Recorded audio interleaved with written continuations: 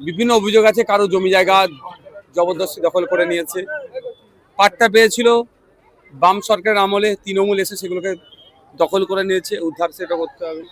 একজনের ভাই হসপিটালে, সুমিত বাছাল সম্ভবত সেটির নাম, হসপিটালে ছিল, আর্জি করে ভর্তি ছিল, সকাল থেকে তাকে পাওয়া যাচ্ছে না, কারো ওই ভোটার ডিলিট হয়ে গেছে সেই অভিযোগ, কারো বার্ধক্য ভাতা পাচ্ছে না, এই ধরনের অভিযোগ।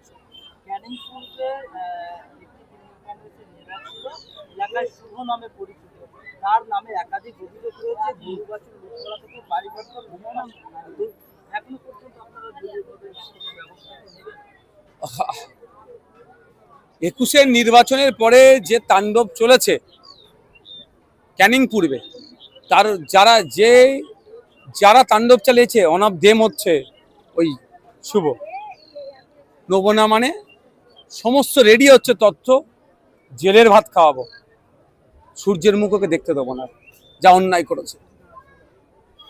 26 নির্বাচনের পরে আমরা দেখতে পাচ্ছি যে যারা তৃণমূল কংগ্রেসের নেতৃত্বরা আইএসএফ সমস্ত কর্মীদেরকে ভোট দিতে বারণ করেছিল, তারা আইএসএফ এর সঙ্গে হাতে দলীয় পতাকা নিয়ে তাণ্ডব চালাচ্ছে এলাকায়।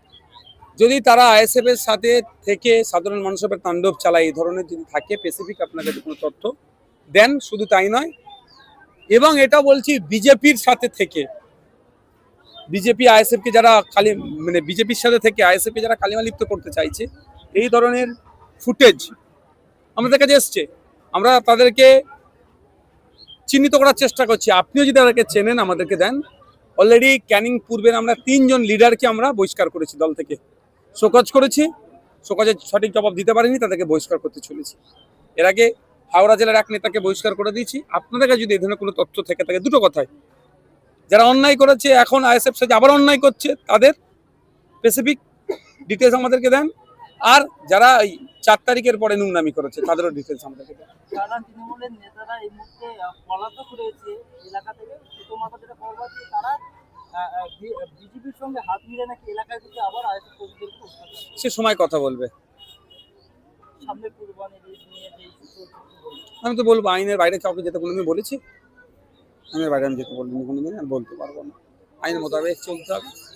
তবে হেভি সংখ্যার মানুষ, মুসলিম সমাজের মানুষ এবারে গরু জবাইকে বয়কট করেছে, সেটাকেও আমি না বলতে পারবো না। অর্থাৎ সেটাকে আমি যেমন বিরোধিতা করছি না, গরু জবাই কেন বয়কট করেছো, আর আইন যেটা হচ্ছে আইনের আমি বিরোধিতা করতে পারবো না। সুতরাং যারা গরু জবাইকে বয়কট করেছে তাদের দিক থেকে তারা ঠিক কাজ করেছে, আর আইন, আর সাথে বলবো আইনকে মান্যতা দিয়েছে।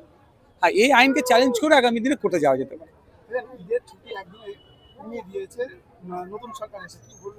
আর বিজেপি এমন করছে যেন আমরা জন্মের পর থেকে ঈদের ছুটি 10 দিন করে উপভোগ করতাম। আমাদের ভাগ্যে ঈদের 2 দিন ছুটি কোনোদিন ছিল না, এইবারই প্রথম হতো, এটা বলে রাখছি, এইবারই প্রথম হতো। তৃণমূলকে আমরা বারবার বলে এসেছিলাম ঈদের 5 দিন ছুটি, এবারে বকরা ঈদ অর্থাৎ ঈদুল আজহার 2 দিন ছুটি দিয়েছিল, এইবারই প্রথম শুরু করেছিল। ভাগ্যে সেটাও আমরা পেলাম না। তবে একটা কথা বলবো, শুনেন, এরা চাইছে মুসলমানদেরকে জব্দ করতে, মুসলমানদেরকে জব্দ করতে গিয়ে হিন্দু ভাইরা বেশি জব্দ করে যাচ্ছে। যেমন গরুটা করতে গিয়ে জব্দ করেছে। আচ্ছা, 100 জন সরকারি কর্মচারীর মধ্যে মুসলিম কজন আছে? একজনও খুঁজে পাওয়া দুষ্কর।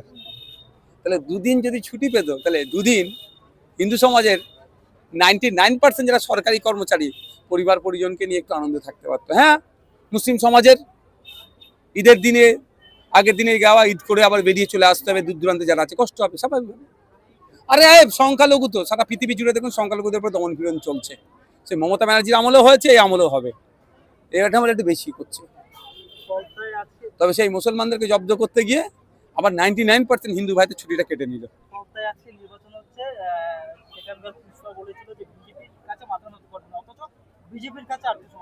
আমি তো অনেক আগে বলেছি 4-5-এ থাকবে, ওই জন্য তৃণমূল হয়তো বুঝিয়ে পড়িয়ে ওকে সরিয়ে দিয়েছে। প্রমাণ আজকে হয়েছে। সব ফাইল খুলবে, সব ফাইল হবে। শুধু তাই না, এখান থেকে 10 হাত দূরে যান, আমার হাকিম বাবুর বাড়ি আছে।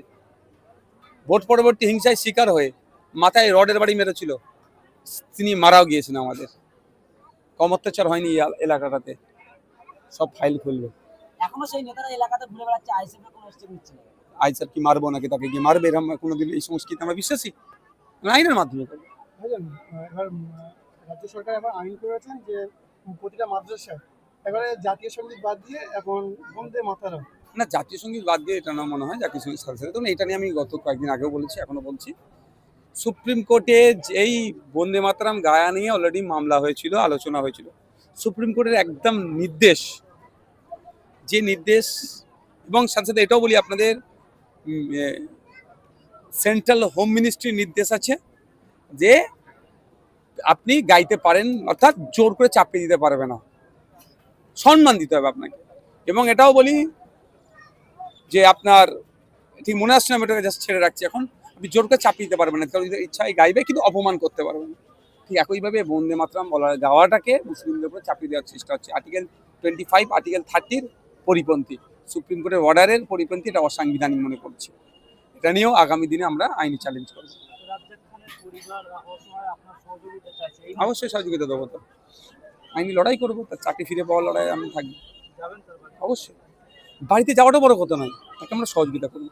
Thank you.